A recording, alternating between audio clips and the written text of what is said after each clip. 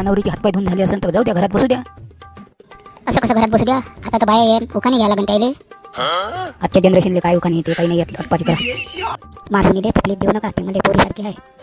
आजच्या दिवशी विचारते मग थोडी विचारते. आराम तर आम्हाला करायचा आहे, पण रीतिरिवाज जे काय आहे आपल्या संस्कृतीच्या हिशोबाने ते तर पूर्ण करावं लागन. जे काय करायचं करा, फटफट आटवा.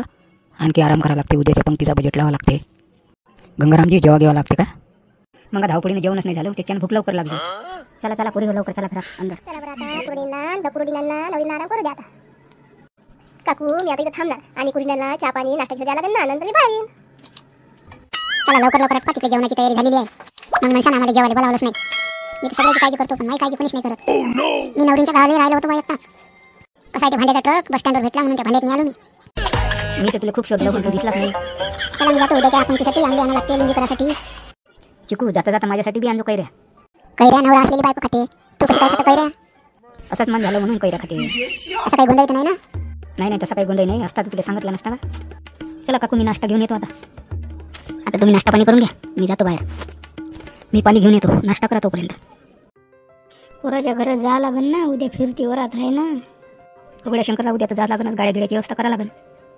मी कशी काय येऊ शकेन बा? काही नाही होत, चालते आजच्या जनरेशनच्या हिशोबानं. चला चला जाऊ आपण, काही होत नाही. आपल्याला जाणं तर आवश्यकच आहे ना. करू मग तयारी मी बी.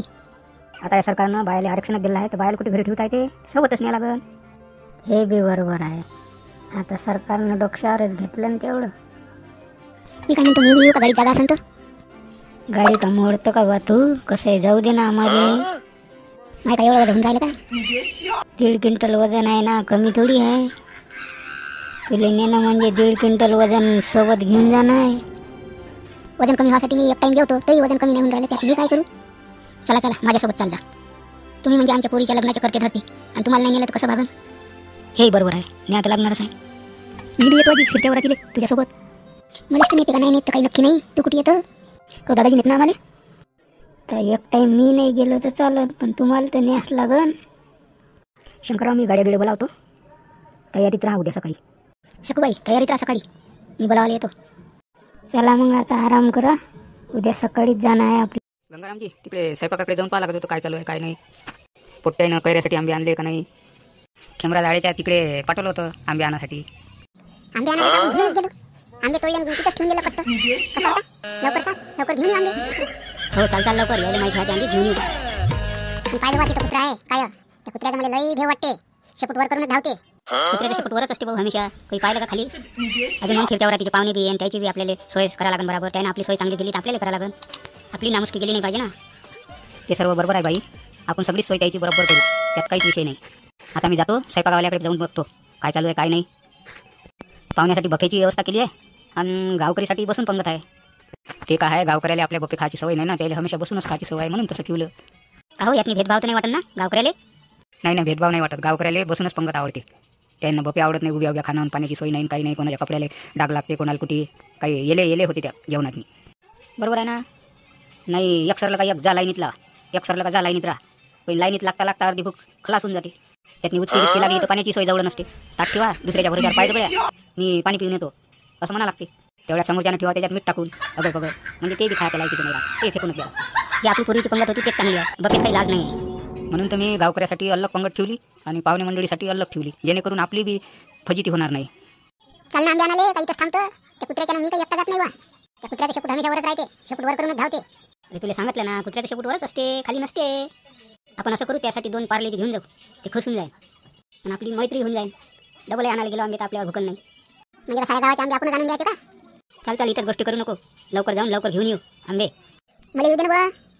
मी जातो मग तिकडे, पाहतो स्वयंपाकाच्या इकडे काय चालू आहे काय नाही. हो जा लवकर, तुझ्या घरात पूजे गिजेचं बघ, सत्यनारायण पूजेचं. हो जातो आता चालली मी घरात. ते भटजी आला का नाही, लवकर पूजा आटपा, पण तिला उशीर नाही झाला पाहिजे.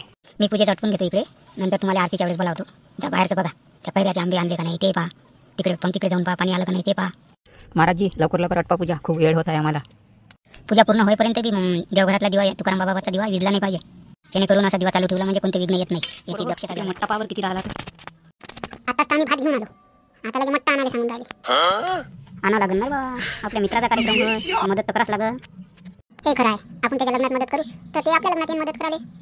आता काही लोक असे आहे, कोणाच्या लग्नात करायला अजिबात जातच नाही. मग त्याच्या घरी कुणीच येत नाही, मग बस ते आपल्या समोर. म्हणून तो करा लागते मित्राच्या लग्नात धावपळ करा लागते, कामं करा लागते. ते आपल्या घरी लोक धावाले येत नाही तर काय नुसते 2 टप्पल मारासाठी जायचं का? जेवण तर खूप मस्त मस्त आहे, पण पद्धतशीरच जेव. जेवण जरी फुटताच आहे पण पोट आपलं आहे, पोट फुटलं नाही पाहिजे, त्याची काळजी घेजो. मला नको सांगू किती जेवा लागते ते, तूच पाहिजे. आणि ते आपण चाल नाही होत नाही एवढं जेवतो. ते पाणीवाल्या इथे पाणी पद्धतशीर वाडा भाऊ सर्वाले, कोणी उपाशी राहिलं नाही पाहिजे. बरोबर वाडा रे बा, सर्वाले शांततेने जीव द्या. इकडे सर्व पद्धतशीर चालू आहे ना, काही कमी कमी नाही पडलं ना. नाही मट्टा कमी पडून राहिला होता, डबल बोलावला. अजून पाण्याच्या काना बोलावले 50. हो उन्हीत लोक पाणी जास्त पिते, जेवण कमी करते. मग जेवण पोट फुटेपर्यंत करणार आहे, कमीच जेवण ना. कोणीचा तडका बसला तर मागात पडते ना. मित्र हो, या चॅनलला लाईक आणि सबस्क्राईब करायला विसरू नका. जेणेकरून आमचे नवीन नवीन व्हिडिओ तुमच्यापर्यंत पोहोचाल, म्हणून तुम्ही लाईक आणि सबस्क्राईब करायला विसरू नका.